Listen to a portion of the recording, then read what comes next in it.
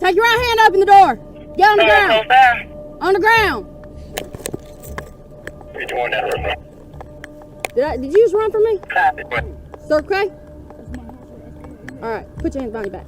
David was put into cuffs and left on the ground at gunpoint after cops mistook him for a suspect. Apparently, the guy they were looking for had just fled them in a similar car with a similar license plate, and the cops pulled David over assuming it was the same vehicle. It's an understandable mistake, but realistically, the cops should have double-checked the plate as soon as they lost line of sight. Instead, they decided to wait until David was on the ground, handcuffed, and at gunpoint before even attempting to confirm he was their guy. I was going home. I did not run, I swear.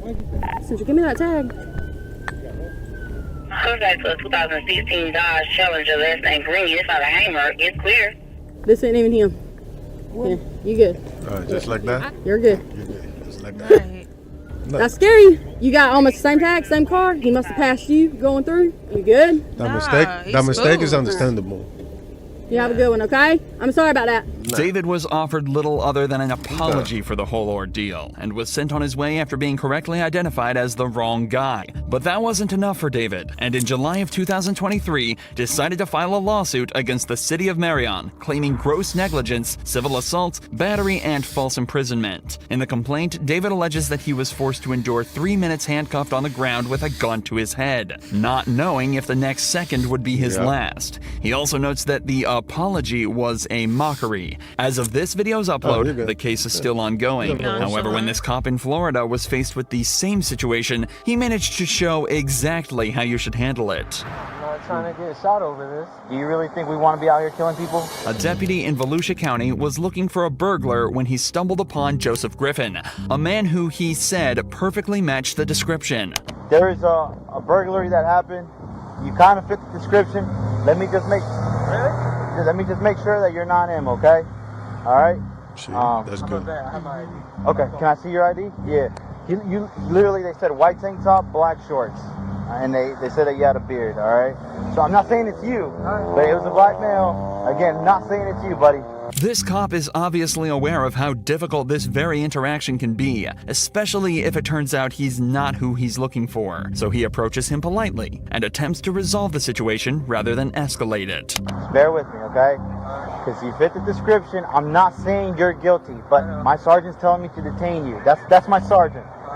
I got you. I just had a daughter born 2 days ago, so I just have this online. It's live? I'm not Do you mind setting it down here? Because for now, I'm going to detain you. Look, you're not under arrest. I'm detaining you right now because you fit the description, okay? Just hang tight for me, okay, buddy? Joseph respectfully informs the cop that he's live streaming the interaction for his own safety before being detained. He's also told that he's not under arrest and not being charged with anything. They just don't want to give him the opportunity to run should he end up being the suspect. We're not saying it's you, but you fit the description. That's why I'm detaining you. If it's not you, we're going to cut you loose and you're free to go, okay? But I just want you to see through us why, 7 cop cars. Everything going on. It's just a little bit scary. Yep. This is it was a burglary. It's a burglary. It's serious. It's not a joke. These guys that are getting ready to go home, and we're coming in. So that's why you have so many. The cops are doing their best to put Joseph at ease, but you can still imagine how stressful of a situation this would be. He's doing a good job at staying respectful and composed, but you can definitely still tell he's on edge. We appreciate you being very cooperative. Other people would have. That's what I'm saying, is you not doing nothing wrong, just cooperate. Seriously, do you really think we want to be out here killing people? Do you honestly think that? I'm a military police. Like I said, brother, I've been in the same boat. After just 10 minutes of waiting, they hear back from the witness who had just received a picture of Joseph. So good news for you. The witness is saying that the clothes you're wearing and all that doesn't fit the description. It's called a show up. So we got a picture.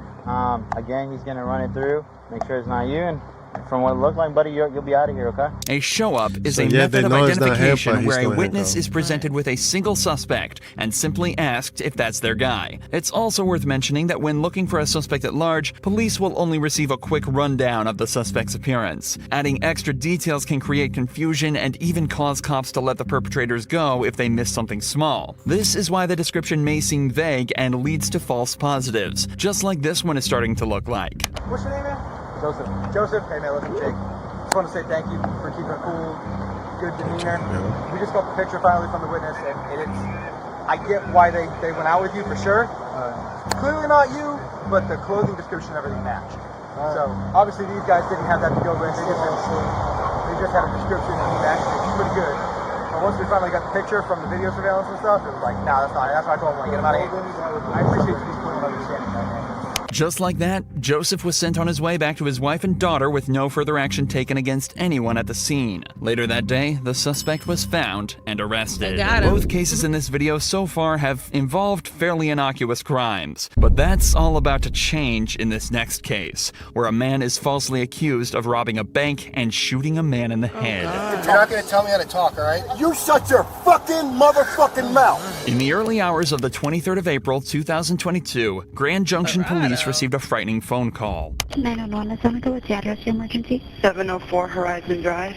I heard gunshots outside on Horizon Drive within a minute ago. How many did you hear? Probably 4 or 5. Later that morning, police received a second call from a nearby hospital, making them aware of a patient who had walked in on their own with a gunshot wound to the head. It was determined that he was injured on Horizon Drive, the same street the gunshots were heard on at 3 a.m. A few hours later, a man named Aaron headed to the gas station to stock up on supplies for a marksmanship event he was attending that day. Unfortunately for him, the gas station was too located on Horizon Drive. I went to a gas station this morning to grab some stuff, and they were saying there was a shooting at 3 o'clock in the morning.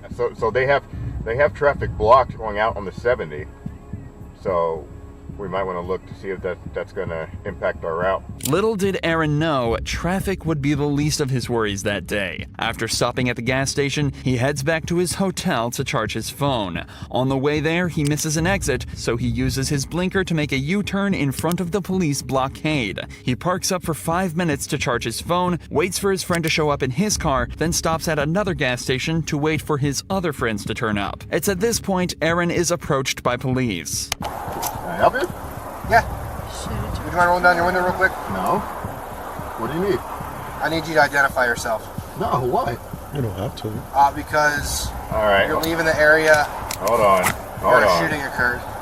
Okay, well, can you please roll down your window more so I can talk to you? No. What do you need? All right, well, I need to identify you. No, you do not. My name is Officer Posadas with the Grand Junction Police Department. And this is my corporal right here. This is Corporal Church as well. Okay. All right, so I need you to identify yourself. No, that's not how it works. I have rights as an American citizen. Can you just check What his Aaron plate? is saying is completely true, and picture, he is well who's within his driving it, rights to looking- refuse to looking up. identify himself. However, that doesn't necessarily mean it's always the best idea. Regardless, in this situation, right. Aaron clearly wishes to exercise this right, to which the cop isn't best pleased. This is when things start to escalate quickly. You do not have articulable suspicion that I've done anything. I actually do. What crime do you suspect me of committing? Possible attempted homicide. You suspect me, actual me, Possible. of committing possible attempted homicide. Well, your cooperative behavior right now does not help your cause. No, I've done absolutely nothing. I pulled into a gas station not a because reason. my friends are here, because we're going Keep to... an eye, they're associated. At this point, Corporal Church heads over to Aaron's friends where he discovers that his name is indeed Aaron, and that it matches up with the registration on the vehicle. Meanwhile, Officer Posadas attempts to shed a little more light on why Aaron is being highlighted as a suspect. Right, You're exactly. leaving the area of a crime Exactly. with a similar colored vehicle, similar nature to the description. What description of that vehicle did you get? I got a darkened colored sedan. 2 people also stated that one of the suspects may be of African American descent. With this information, you can see how a cop would suspect Aaron. He's a black male in a similar vehicle. But things start to get much stranger as you dive deeper. In the official report, it was determined there were actually 2 suspects, one white and one black. And a more detailed report of the vehicle describes a car more similar to the one that Aaron's friends are driving. It seems as though the cops are ignoring every sign and targeting Aaron for no reason. Something that only And I think becomes his more friends are- obvious they as were they white, allow right? his friends to leave, but keep Aaron at the scene. My buddies that just left, they were also in a dark sedan. But you aren't fucking stopping them and questioning them. Okay, well, I'm sorry that Nope. sorry that you Shut feel your that way. fucking mouth. I don't want to fucking You're not talk. going to tell me how to talk, all right? You shut your fucking motherfucking mouth. Corporal, come up here. It's not working. He's currently recording on his phone. They're both but, on their right to. highly uncooperative with me. I mean, they haven't. Screaming and the yelling at has me. been wrong. Told him that his I mean, vehicle the matches cop- the description, gave in blah blah blah. He's No, very it's not him. very But upset it's right still now. not check. Right. Why are you not cooperative? Because I don't have to be cooperative with your investigation. Well, you have to ID yourself. No, I do not. Tell me why I have to ID. Well, Colorado state law says you do. I want you to explain why me as a person, have to ID to you. Colorado state law says you do. The cops continue to ask for Aaron's name despite having already been told by his friends and realizing it matches up with the name on the vehicle. But perhaps the funniest part of this entire interaction is what happens when Aaron instead asks for the sergeant's name. What's your name and your badge number? What's your name and your badge number? Well, I'm not going to give that to you. You have to. No. Yes, you do. No. You are a public servant. I'm asking for your name and badge number. You also have to give me your name. No, I do not. Okay. So you wanted me to explain to you why I'm asking for you to identify yourself? Yes. Because we had an incident happen here? Wait, hold on. First, please give me your name and your badge. Okay. Well, no, I won't give you that right now. What do you mean you won't? This is the most ridiculous thing I'm telling you. It's important to note that the Grand Junction Police Department require police officers to identify themselves upon request, but the sergeant later claimed he simply forgot. Aaron was never made aware of why they targeted him so directly at the scene, but in the official police report, the cops say that the reason they suspected Aaron was because of the U-turn he made. Remember, he simply missed his exit to the hotel, and the road ahead of him was closed, leaving him with nowhere else to go. So they also alleged that he didn't use a turn signal for the maneuver, something that can easily be disproved by listening to Aaron's dash cam footage. Even though he can't go that way. Right.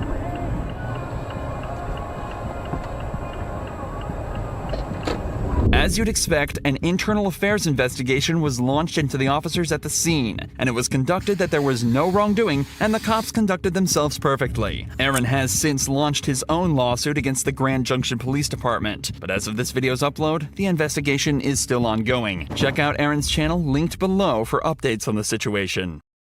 So what do you think? Yeah, I don't know. I don't understand what the big deal of people identifying themselves is for. Like, I mean, for if me, you haven't committed a crime, you don't I have to. understand, but for me, I don't like messing with cops. Yeah. I would just rather cooperate. If you need me to identify myself, I'm going to identify myself.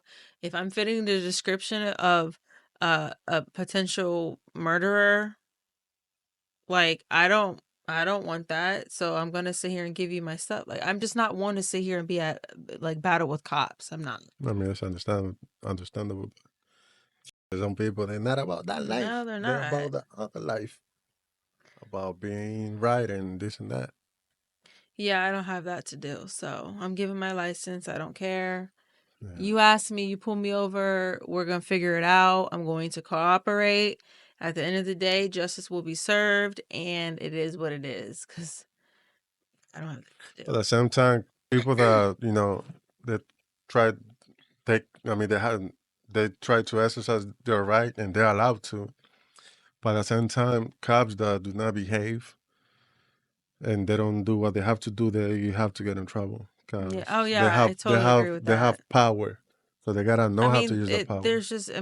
You're doing a job. Like, you need to be doing your job. And there's steps. But there's some cops that don't do their job 100%. They don't. And it's crazy because they're recording.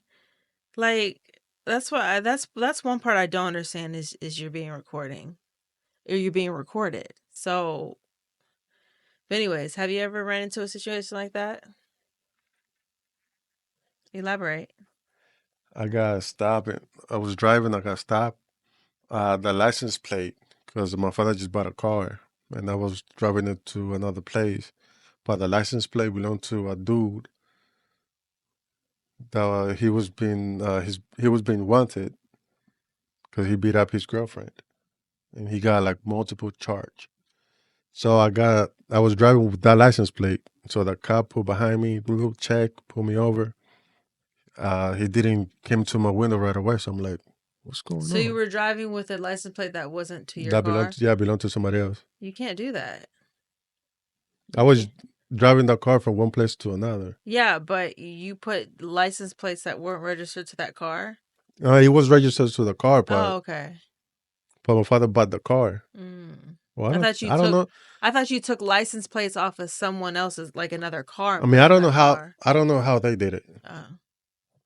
But yeah, the license plate belonged to a dude and he beat up his girlfriend. So I was just there sitting there, and the cop just like he was just there. So one pull up, another pull up, 3 or 4 car pull up.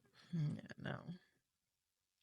I think it's worse for Get guys. out of the car. I feel like it's worse for guys. I've never been in a situation like that, not even close. So they took me out, put me in handcuff.